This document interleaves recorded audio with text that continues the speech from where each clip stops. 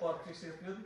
Ол маған автоматом айтты, аға мына бүйректі алып тастау керек деді. Мына бүйрек сізде жұмыс істемей тұр деді.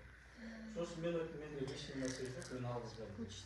Сосын мені 10 күн больницаға жатқызып, 10 күн система қойды, 10 күн бір уколдар салды. Мен бірақ оның бәрін ақша төледім. Маған тегін укол жасаған жоқ, системада қойған жоқ. Мен 10 күн усиленно алдым, не алғанымды өзім білмеймін. Бірақ 10 күннен кейін қайттан тексерген кезде, аға бүйрегім жұмыс істеді деді.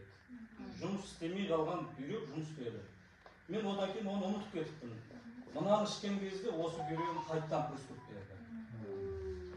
Сөйтті де, бір күн приступ берді, мен құлап жатып қайттан еді.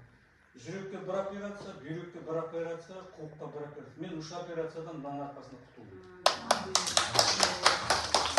Рахмет. Сосын осы жақында біз неде болдық? Өткен